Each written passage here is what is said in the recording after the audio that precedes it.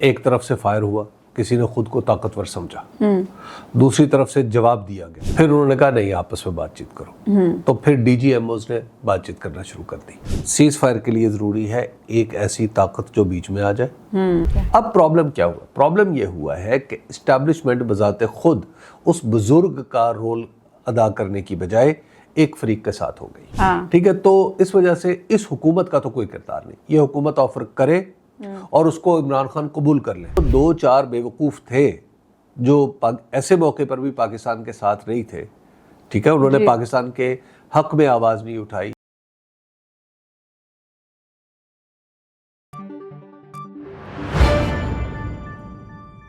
السلام علیکم، میں ہوں عظمیٰ نعمان، حبیب اکرم صاحب میرے ساتھ موجود ہیں۔ حبیب صاحب، بھارت سے سیز فائر کے بعد اب اس چیز پر ڈسکشن ہو رہی ہے کہ کیا ملک میں بھی سیز فائر ہوگا، یعنی جو ملکی سیاسی صورتحال ہے اس میں بھی کیا سیز فائر ممکن ہے؟ پاکستان تحریک انصاف کے حوالے سے یہ بات ہو رہی ہے کہ شاید کچھ نرمی آئی ہے پاکستان تحریک انصاف کے لیے۔ دوسری طرف یہ بھی سننے میں آ رہا ہے کہ شاید حکومت عمران خان کو مذاکرات کی پیشکش کر رہی ہے اور خان صاحب نے وہ پیشکش قبول بھی کر لی ہے۔ بہرحال یہ ابھی ذرائع سے خبریں، اور آپ ذرائع کی خبروں پہ اتنا بلیو نہیں کرتے، نہ ہی اس پہ بات کرتے، لیکن ایک بات یہ چل رہی ہے، اگر ایسا ہے تو حکومت عمران خان کو مذاکرات کی پیشکش کیوں کرے گی؟ ایک تو یہ سمجھیے کہ سیز فائر جو ہوتا ہے وہ کیسے ہوتا ہے۔ اب تو یہ سب کی آنکھوں کے سامنے ہوا ہے نا، تو وہ کیسے ہوا؟ ایک طرف سے فائر ہوا، کسی نے خود کو طاقتور سمجھا، دوسری طرف سے جواب دیا گیا، جی ٹھیک ہے، اس کے بعد پھر دوسری طرف سے باز نہیں آیا، پھر حملہ کیا گیا، جواب دیا گیا، پھر ایک طاقت بیچ میں آ گئی، پھر انہوں نے کہا نہیں آپس میں بات چیت کرو، تو پھر ڈی جی ایم اوز نے بات چیت کرنا شروع کر دی، اور آج بھی بات چیت آج کی، تیسرا رابطہ ٹھیک ہے، تو 3 رابطے ہوئے ہیں، اور اس کے بعد ہم دیکھ رہے ہیں کہ سیز فائر ہے، لیکن اگرچہ تھوڑی بہت ایک پولیٹیکل جو تناؤ ہے وہ تو نظر آ رہا ہے، وہ تو وقت کے ساتھ ساتھ ہی جاتا ہے، لیکن اب آپ ذرا دیکھیے کہ سیز فائر کے لیے کیا ضروری ہے۔ سیز فائر کے لیے ضروری ہے ایک ایسی طاقت جو بیچ میں آ جائے، اور پھر باہمی رابطے۔ اگر طاقت بیچ میں نہ آنا ہو اور تو باہمی رابطے ہو جائیں تو بھی سیز فائر ہو جاتا ہے، ٹھیک ہے نا۔ اس پورے کیس میں کیا ہوا کہ انڈیا پاکستان میں دونوں فریق یہ سمجھ رہے تھے کہ اگر ہم نے یہ کہا کہ ہم اس کو بند کرنا چاہتے ہیں تو شاید ہماری کمزوری سمجھا جائے گا، ٹھیک ہے، اس لیے تیسری طاقت کو بیچ میں آنا پڑا، ایک بزرگ کو بیچ میں آنا پڑا، انہوں نے کہا کہ اچھا ٹھیک ہے، ٹھیک ہے، تو یہ معاملہ ہوا۔ یہاں پر بھی اب تک مسئلہ کیا ہے پاکستان کی اندرونی سیاست میں؟ پاکستان کی سیاست میں پرابلم یہ رہا ہے، یا ماضی کی خاصیت یہ رہی ہے کہ ماضی میں ہماری جو اسٹیبلشمنٹ ہوا کرتی تھی وہ اس بزرگ کا کردار ادا کرتی تھی۔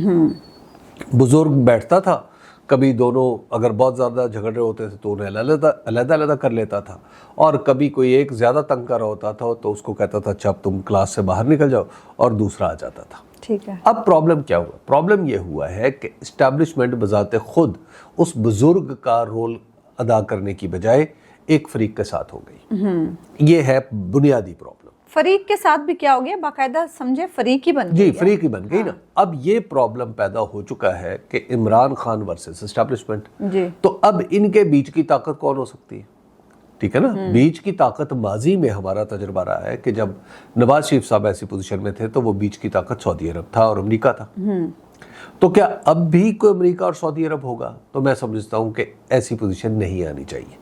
پاکستان کے اندر خود ہمیں سمجھنا چاہیے کہ ایک دوسرے سے بات کر کے ہم معاملات کو سیدھا کر سکتے ہیں، یہ ہمیں خود سمجھنا چاہیے۔ جہاں تک حکومت کی آفر کا تعلق ہے جو عمران خان تک ہے، تو حکومت کو پاکستان کی آئندہ سیاست کے نقشے سے آپ بالکل نکال کے ہی اپنے سیاسی تجزیہ کریں۔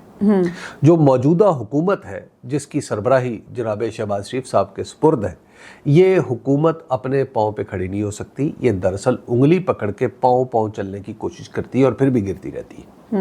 تو لہٰذا اس کو تو آپ جس طرح ہوتا ہے نا کہ وہ کوئی ایگریمنٹ ہو رہا ہو نا، کوئی کانٹریکٹ ہو رہا ہو، تو نابالغ بچوں کو کہا جاتا ہے کہ آپ باہر بیٹھے ہوئے، ٹھیک ہے، تو اس وجہ سے اس حکومت کا تو کوئی کردار نہیں۔ یہ حکومت آفر کرے اور اس کو عمران خان قبول کر لے تو بھی کوئی فائدہ نہیں، یہ حکومت آفر کرے عمران خان اسے رد کر دے تب بھی کوئی فائدہ نہیں۔ اور اس کی آفر ایسی ہے ہی نہیں جس پہ ڈسکشن کی جا سکے.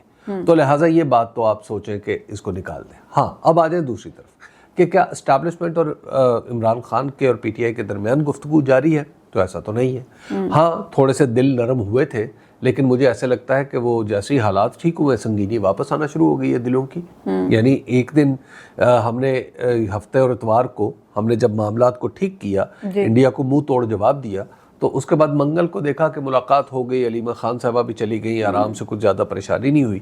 تو آج کیا ہوا؟ آج ایم این ایز تھے, سیاسی رفقات تھے ان کے, ان لوگوں نے عمران خان سے ملنا تھا. انہوں نے مل کے کیا کر لینا تھا؟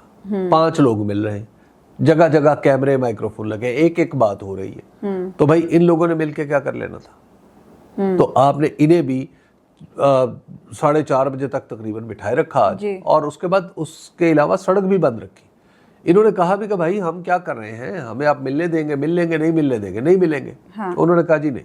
آخر کار یہ لوگ گئے تو انہوں نے سڑک کھولی. تاثر دے دیا نا کہ نرمی نہیں ہے. جی تاثر یہی دیا نا, اس سے تو تاثر یہی جاتا نا کہ نرمی نہیں ہے. تو اگر کوئی حکومت آفر کر رہی ہے تو آفر کے ساتھ ایک ماحول بھی تو ہوتا ہے نا. جی تو خود بخود آپ کی وہ جو بات ہے کہ کسی کے ذرائع بتا رہے ہیں کہ حکومت نے آفر کی ہے, تو یہ ذرائع اس طرح کے ذرائع ہیں کہ حکومت جو ہے وہ 3 ایم این ایز کی اور 1 وکیل کی اور 1 فردوس شمیم نقوی صاحب کی ملاقات نہیں کرا سکتی.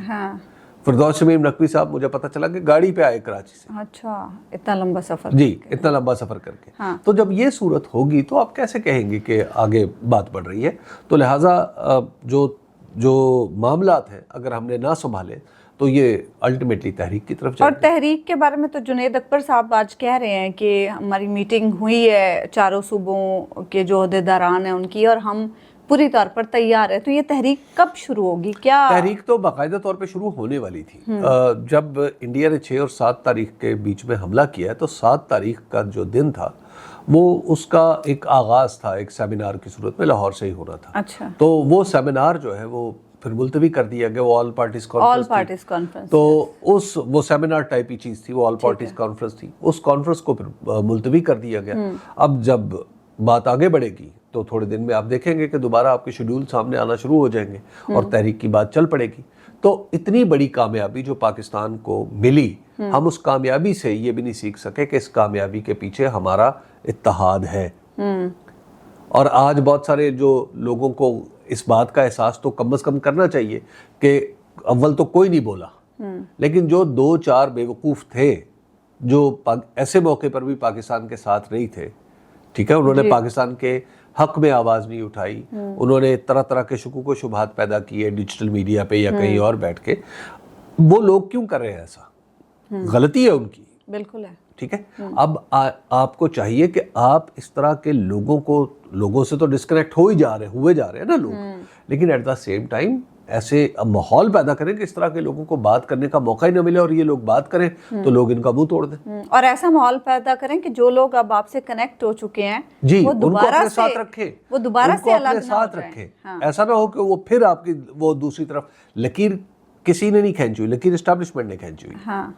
تو اسٹیبلشمنٹ اپنے اور لوگوں کے درمیان لکیر مٹائے گی. اچھا حبیب صاحب, ہم نے ایک اور بھی چیز ماضی میں دیکھی ہے, چاہے وہ اگست میں جب جلسہ کرنا تھا تحریک انصاف نے, پھر نومبر میں جب معاملات تھے, کہ جب بھی کوئی ایسا معاملہ آتا ہے جہاں پاکستان تحریک انصاف گراؤنڈ پہ آنے کی بات کرتی ہے تو انہیں انگیج کرنے کی کوشش کی جاتی ہے. یہ ایک پیٹرن ہے, مخصوص صحافی ہیں, مخصوص اخبار ہیں, مخصوص خبریں ہیں. مجھے تو لگتا ہے ایک ہی خبر ہے, نہیں تو وہی بار بار ریئل میں بھی کہیں کچھ انگیجمنٹ ہوتی ہے.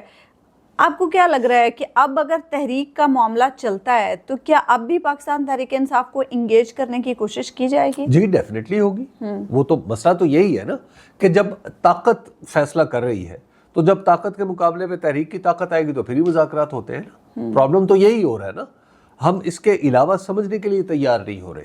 یہ ملک ہمارا ہے, یہ ملک کسی ایک شخص کا نہیں ہے. یہ ملک, اس ملک کو آگے بڑھنے کے لیے 25 کروڑ عوام کو ساتھ لے کے چلنا ہے. لیکن یہاں پہ کچھ لوگ سوچے بیٹھے ہیں نہیں جی ہم خود ہی کر لیں گے. اچھا خود کر کے دیکھ لیں, یہ تو نہیں, اس طرح تو نہیں ملک چلتے. تو ملک چلانا ہے, آگے بڑھنا ہے تو اس کے ساتھ آپ کو مل کے چلنا پڑے گا. اس کے بغیر یہ کسی کا آپشن نہیں ہے, یہ ضروری ہے. لیکن یہ بھی تو حبیب صاحب ایک جو ہے آپ یہ کہہ لیں ایک سوچ یہ بھی ہے کہ اگر چلیں کہیں پہ کوئی مارجن دینے کی ضرورت پیش آتی ہے تو پی ٹی آئی کو مارجن دیا جا سکتا ہے، لیکن عمران خان جیل میں ہی رہیں گے۔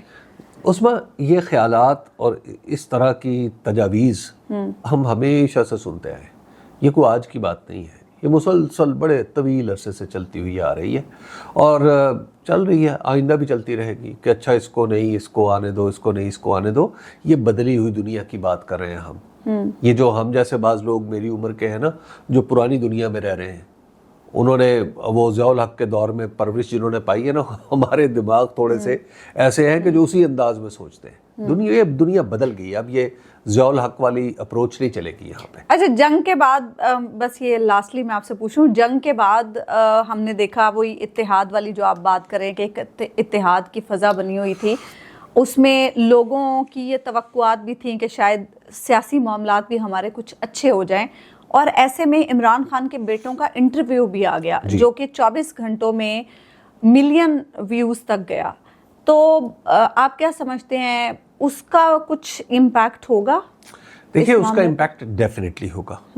اس کی وجہ یہ ہے کہ اب آپ دیکھیے کہ ایک تو وہ عمران خان صاحب کے بیٹے ہیں، دوسرے کے ساتھ ساتھ وہ جمائمہ گولڈ سمتھ کے بھی بیٹے ہیں، اور گولڈ سمتھ خاندان جو ہے وہ صدیوں سے ایسا ہے جس کے اثر و رسوخ پوری دنیا میں ہے، اور بالخصوص برطانوی سیاست میں اور یورپی سیاست میں تو ان کا بہت ہی زیادہ ہے۔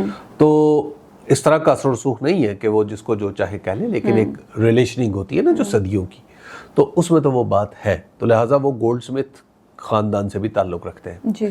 اب ایسا لگتا ہے کہ یہ جس موقع پہ یہ آیا ہے انٹرویو، اور انگریزی میں آیا ہے، اس کے ساتھ شاید ایک سوچ بھی ہے، کیونکہ کچھ ہی دن بعد جو برطانوی وزیر خارجہ ہے انہوں نے بھی پاکستان آنا ہے، ڈیوڈ لیمی نے، تو جو ان کے جو سیکٹری ہوں گے وہ فارن سیکٹری انہیں کہا جاتا ہے وہاں پہ وزیر خارجہ کو، تو وہ جب آئیں گے پاکستان تو ان کے حوالے سے بھی کئی چیزیں جڑی ہوئی ہیں، تو شاید وہ ایک طریقہ ہے کہ ایک ایسے موقع پر کیا گیا کہ جب ڈیوڈ لیمی پاکستان آئے تو وہ کم از کم عمران خان کی بات ضرور کریں یا ان کے بارے میں کچھ جاننے کی کوشش کریں۔